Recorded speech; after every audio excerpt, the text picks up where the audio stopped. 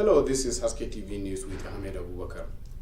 The Governor of Central Bank of Nigeria, Mr. Olayemi Cardoso, said Africa must grow and lift millions out of poverty while decarbonizing and building climate resilience.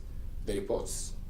The CBN governor stated this in his keynote speech at the Egypt 30 by 30 program organized by the Central Bank of Egypt and the International Finance Corporation. The rationale behind the 30 by 30 initiative embodies a shared continental vision that Africa's future must be resilient, climate aware, and economically sustainable. According to the CBN boss, through closer collaboration with the Central Bank of Egypt and partners across the World Bank Group, the Nigeria's Apex Bank remains dedicated to building a resilient, risk-aware financial framework, advancing green finance, strengthening cross-border cooperation, and positioning Africa not just to withstand shocks but to thrive in a changing global economy. Governor Cardoso also emphasized that resilience begins with credibility, adding that in Nigeria, discipline and transparent reforms are strengthening macroeconomic fundamentals and boosting confidence in the financial system,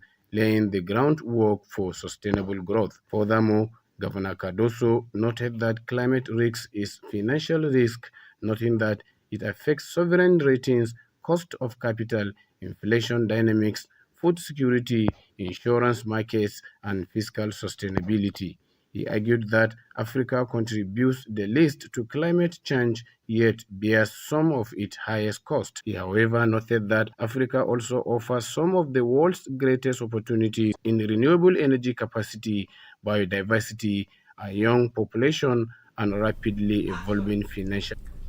President Bola Tinubu has appealed to telecommunications operators in the country to provide unhindered connectivity to educational institutions and other learning platforms, stressing that access to digital connectivity is the right of every Nigerian.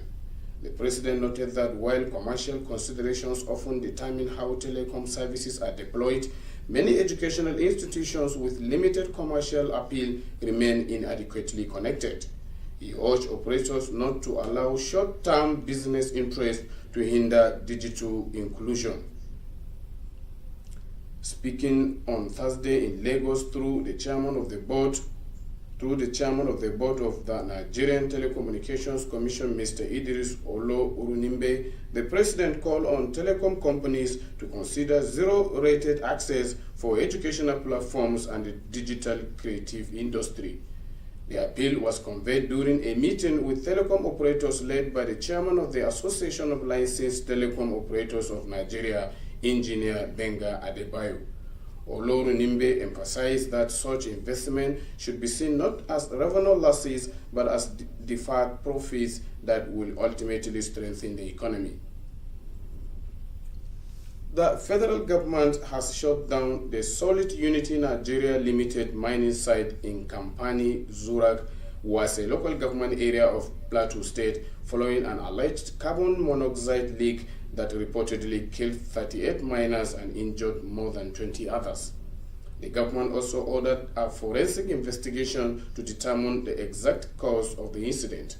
During an on-the-spot assessment, Minister of Solid Mineral Development Henry Dele Alake blamed safety lapses and the absence of company technical representatives for the tragedy.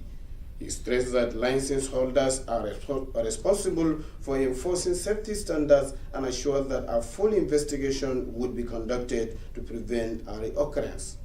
State officials, including Commissioner for Environment Peter Gom and Commissioner for Information Joyce Ramnap, expressed condolences and called for stricter enforcement of the Mining Act 2007. They reaffirmed the state government commitment to collaborating with federal authorities to improve safety and regulate mining activities. The federal government has announced plans to implement 30% of the 2025 capital budget before the end of November 2026, as part of effort to accelerate project execution and settle outstanding obligations.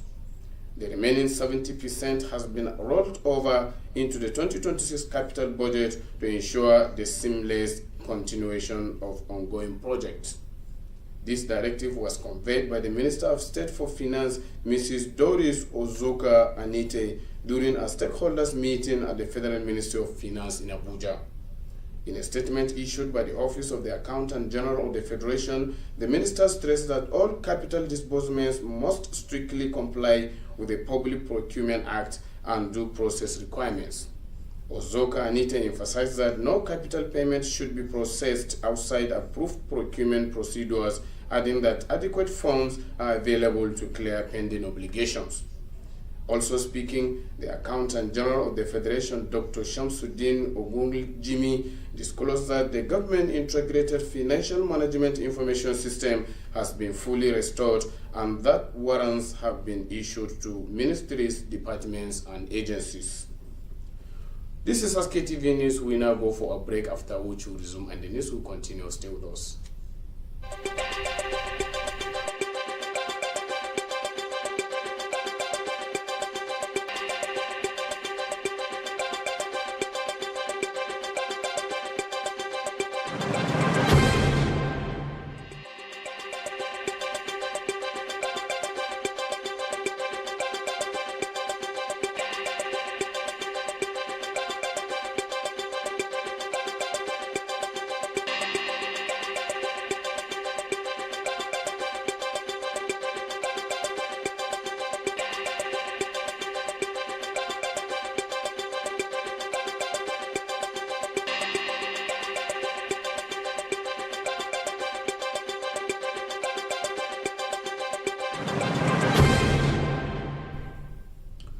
Welcome back. The news continues.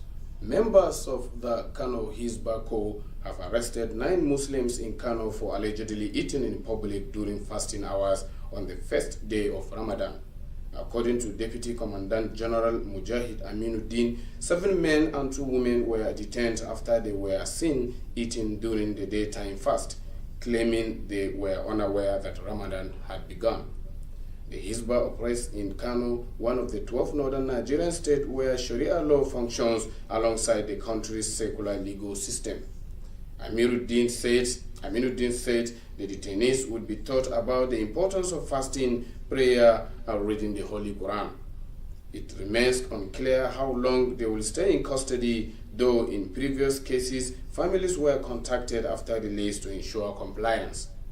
Ramadan, the 9th month of the Islamic calendar, is observed by Muslims worldwide as a sacred period of fasting from sunrise to sunset and is one of the 5 pillars of Islam.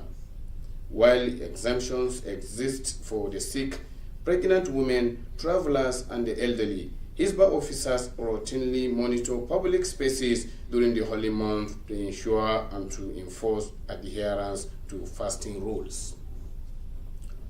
The Federal Road Safety Co. FRSC has urged motorists observing the ongoing Christian and Muslim fasting periods to avoid fatigue and take regular breaks to prevent road crashes. The FRSC commandant in charge of the Shagamu-Ore-Benin Express Corridor, Mr. Nasir Mohammed, gave the advice in an interview with the news agency of Nigeria, NANS, in Ota, stressing the need for drivers to rest after every 4 hours behind the wheel. He also cautioned against speeding and wrongful overtaking, reminding motorists to stay hydrated, adhere strictly to traffic regulations, and prioritize safety during the Lantern and Ramadan seasons. With this, we have come to the end of the news. Do join us tomorrow for another fresh packet of the bulletin. Thanks for watching.